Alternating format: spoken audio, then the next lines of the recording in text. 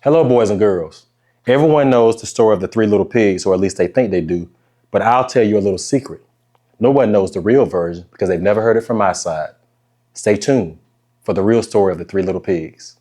I'm the wolf, Alexander T. Wolf. You can call me Al for short. I don't know how the whole big bad wolf thing got started, but it's all wrong.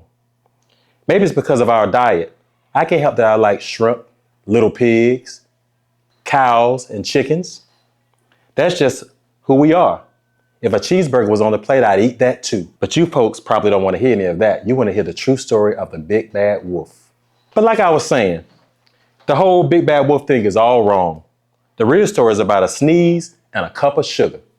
This is the real story. Way back, once upon a time, I was making a birthday cake, a strawberry cake, for my dear old granny. I had a terrible sneezing cold, so I ran out of sugar. So I walked down the street to ask my neighbor for a cup of sugar. It was a long walk, I might add. Now, this neighbor was a pig, and she wasn't too bright either. She's rather crazy. She had built her whole house out of straw. Can you believe it? I mean, who really builds a house out of straw? So, of course, the minute I knocked on the door, it fell right down to the ground.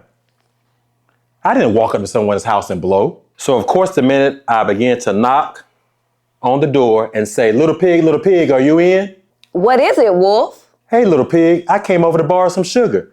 Do you have any sugar? Go away, Wolf. I don't have any sugar. That's when my nose began to twitch. I felt a sneeze coming on. So I sniffed and I sneezed a great sneeze. And you know what? The whole time that pig was lying to me. After I sneezed, the straw fell on top of the pig and there she laid, a dead pig. And I saw the sugar all over the ground. So I had to move on to another house because I can't give my grandmother dirty sugar. But you know what really happened? It seemed like a shame to leave a perfectly good meal laying on the ground. So then I ate her all up. I was like, no point in letting a good pig go to waste. Num, num, num, num, num. Good little pig. I love pork. After that nice little meal, I was feeling better, but I still didn't have my cup of sugar. So I went to the next little house. It was made of sticks.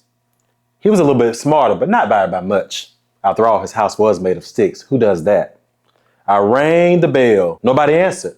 So I yelled, little pig, are you home?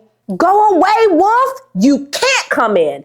I'm shaving the hairs on my chinny chin.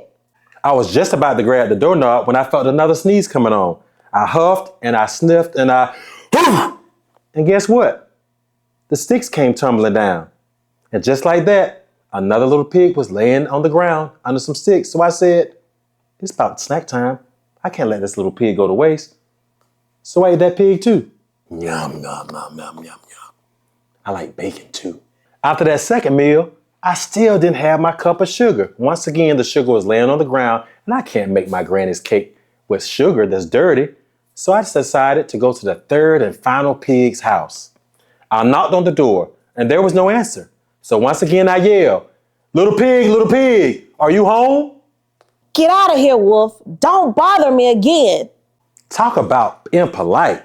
And she probably had sugar in there the whole time. But guess what? I felt another sneeze coming on. So I huffed and I puffed and I sniffed and I And your old granny can sit on a pin. Now I'm usually pretty calm. When someone talks about your granny, that means business. So of course, when the police pulled up, it looks like I was trying to break down the door when all I was doing was huffing and puffing and sneezing. The rest, as they say, is history. So the news reporters, of course, took the story and ran with it like they typically do. When they found out about the other two little pigs that I ate for dinner, they blew the story way out of proportion. So they jazzed up the story and they called it the big bad wolf. I'm not a big bad wolf. I'm just a pig eating wolf who had an opportunity to have two snacks and I took the opportunity to do it. I'm falsely accused. Do I look like a big bad wolf? Do I look like I would kill a pig for sport? Who would let a dead pig go to waste? Not me. So as you can see, I'm an innocent wolf who was framed by a pig that told my granny to sit on a pen. All I know, that pig probably killed the other two little pigs. You know what they say? An envious pig will kill the other ones to be in charge. So in case you want to know the true story of the big bad wolf, I'm not a big bad wolf. I'm just a sucker who got framed by a devilish little pig who told my granny to sit on the pen when all I wanted was a cup of sugar.